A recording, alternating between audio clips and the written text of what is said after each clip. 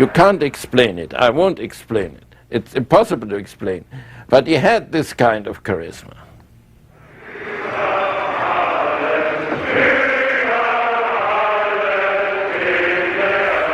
When we return, Hitler's occult gospel becomes a new German religion.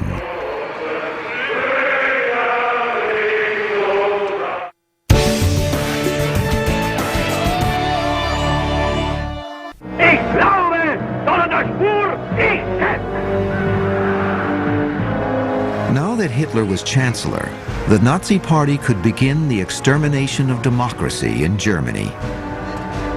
The effort met with surprisingly little resistance. It was almost as though the nation was entranced by this exciting new direction, seduced by the prospect of vindication and renewed strength, and by the power of the swastika.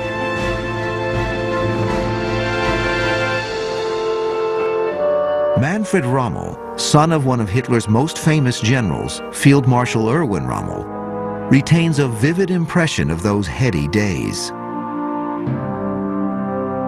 Before, in democracy, the newspapers always criticize politicians that they are not unable to do anything what's reasonable. And suddenly, after Hitler came to power, all newspapers, newsreels, radios, they said that's wonderful.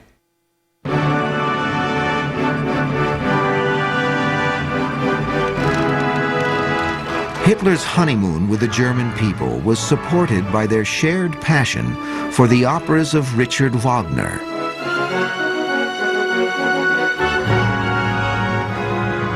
Wagner was more than a composer. He was a master of intoxicating drama who reinvigorated the sagas and legends of German chivalry to create a glorious cycle of heroic mythology. Hitler, on at least one occasion, said that he based his religion on the Wagnerian masterpiece Parsifal.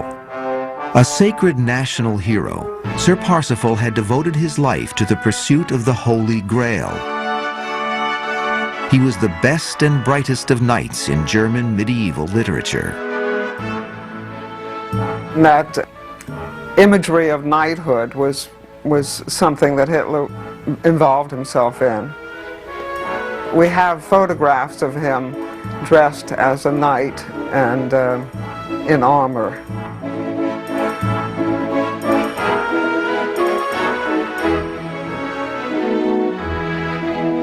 A persistent but unsubstantiated legend holds that Hitler, as a young man, visited Vienna's Weltliche Schatzkammer Museum and saw an ancient lance he believed was once in Sir Parsifal's possession.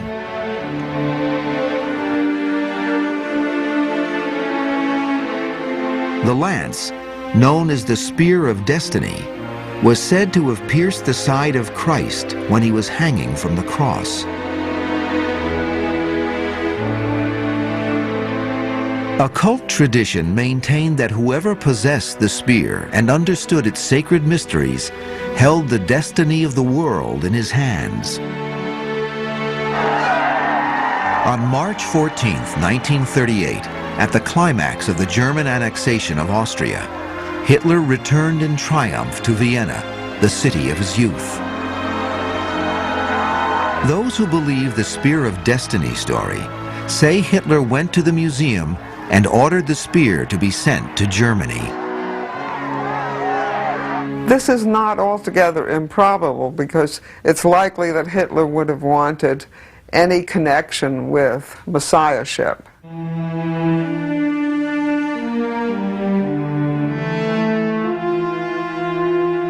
You'd have to conclude that the story was largely a myth. I've done a lot of research on it, and I just don't see how anyone could take it seriously. Far better established is the link Hitler carefully forged between occult Nazism and conventional Christianity. He used Christian vocabulary a lot. Hitler talked about his satraps as my apostles. What you have therefore here is that he superficially, or as far as it goes, he worked with Christianity. Christ becomes a German figure, a Germanic figure who has no ties to the Old Testament. Precious few to the New Testament too, by the way. He once said to my father, "Your God is for the weak ones and my God is for the strong ones." Hitler was clearly ushering in a new religion. There would be a new man created and a new civilization. Until the new man could be created, Nazi scientists sought out, by careful measuring and testing, the finest flower of German youth. These were the chosen paradigms who best represented the blonde, blue-eyed Aryan ideal.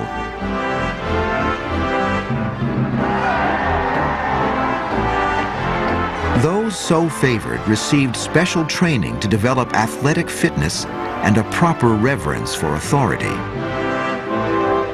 All this was, of course, politically expedient. Hitler knew that if he took kids from the time they were little and molded them and brainwashed them, they'd be his for the rest of their lives. And that is what seems to have happened. He exacted blind obedience from them.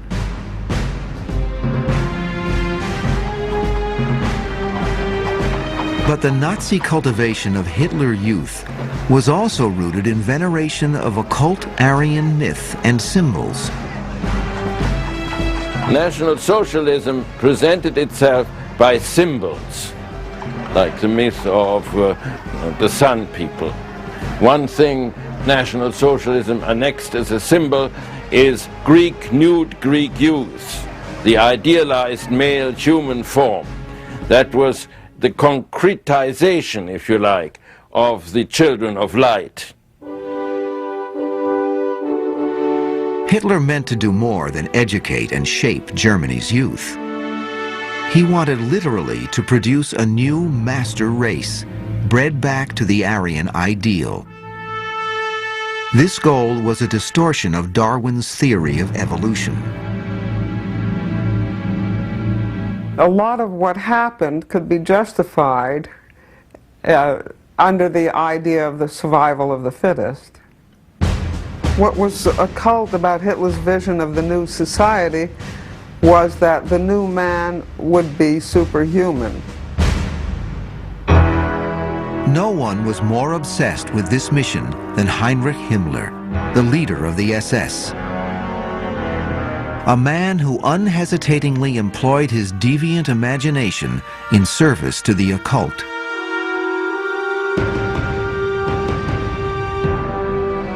There is this one story that was discovered by a professor of anthropology in a deposition for the Nuremberg trials, and it told about a practice of taking fine specimens of SS men and beheading them and using their heads to try to communicate with Eastern masters who were no longer human but divine, presumably.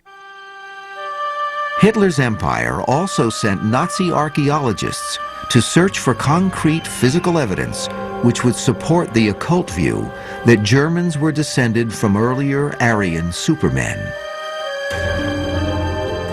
A branch of the SS was the Ancestral Research Unit, which went all over Europe looking for remains of Aryan ancestors who might still have purity about them.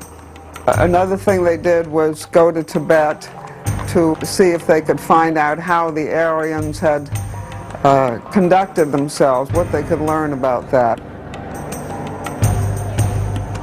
The whole thing strikes me as a farce. The sight of these SS people in their uniforms with swastikas on their sleeves, standing in the middle of Tibet looking for the master race. Hitler's dream of an Aryan master race ruling the world was about to unleash the Second World War.